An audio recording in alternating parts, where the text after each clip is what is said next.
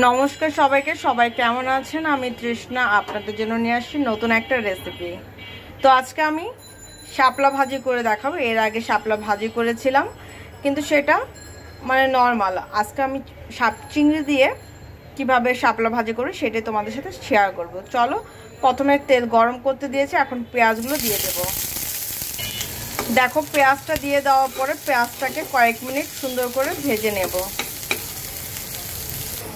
পেঁয়াজটা যখন নরম হয়ে আসবে তখন এর মধ্যে দিয়ে দেব কিছুটা কালো জিরা। কালো জিরা দেওয়ার পরে দিয়ে দেব কাঁচামরিচ। যে যেরকম ঝাল খেতে পছন্দ করো ঠিক ওই রকমই ঝাল দিবে। এবার একটু নেড়ে দেব। পেঁয়াজটাকে এখন 2-3 মিনিট ভেজে নেব। দেখো, এখানে কিন্তু শাপলাটাকে আমি লবণ দিয়ে মেখে রেখেছিলাম। আমি সুন্দর করে চিপড়িয়ে এটাকে আমি আলাদা পাত্রে রেখে দিয়েছি।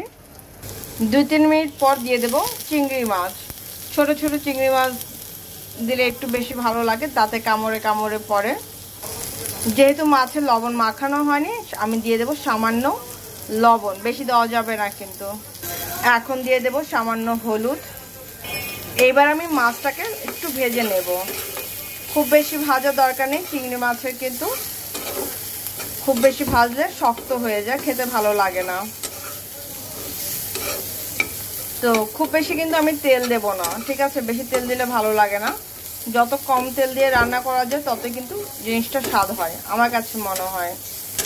আমি এটাকে 2-3 মিনিট ভাজি। আমার কিন্তু অলরেডি ভাজা হয়ে গেছে। ধরো নাড়তে নাড়তে আমার হয়ে যাবে। এখন আমি দিয়ে দেব শাপলাগুলো। এর মধ্যে কিন্তু আমি কোনো প্রকার লবণ দেব না, কারণ শাপলাতে আমি বললাম না যে লবণ দিয়ে মেখে রেখেছিলাম। এর জন্য শাপলাতে এখন আর কোনো লবণ দেব না। এখন এটা হতে যতক্ষণ লাগে, শাপলাটাকে খুব বেশি ভাজার দরকার নেই। 3 থেকে 4 মিনিট ভাজলেই শাপলাটা কিন্তু হয়ে যাবে। এটা কিন্তু খুব ঝটপট একটা রেসিপি। আর শাপলা দিয়ে চিংড়ি মাছ দিয়ে খেতে কিন্তু দারুণ লাগে। এর আগে আমি যখন দেখিয়েছিলাম তখন কিন্তু কোনো চিংড়ি মাছ দেইনি, এমনিতেই রান্না করেছিলাম। আর যারা এভাবে খেতে খাওনি কখনো শাপলা দিয়ে চিংড়ি মাছ, তার একবার হলেও ট্রাস্ট মি বানিয়ে খেয়েও খুব ভালো লাগে।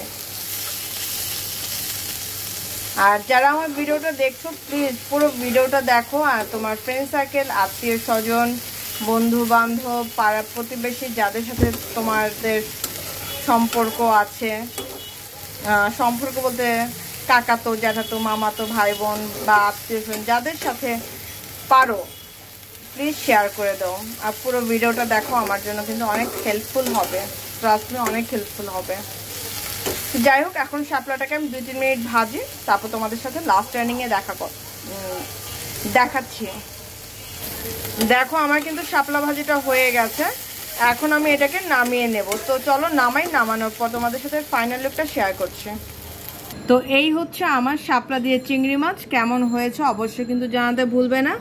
আর যারা শাপলা খাওনি বা খেলো এইভাবে খাওনি, প্লিজ একবার হলো ট্রাই করে দেখো, দারুণ লাগে, ট্রাস্ট মি খুব ভালো লাগে। তো সবাই ভালো থেকো, সুস্থ থেকো, আমার জন্য আশীর্বাদ করো, আমি যেন সুস্থ থেকে তোমাদের জন্য নিত্য নতুন ভিডিও দিতে পারি। তো আজকের জন্য এতটুকুই, টাটা।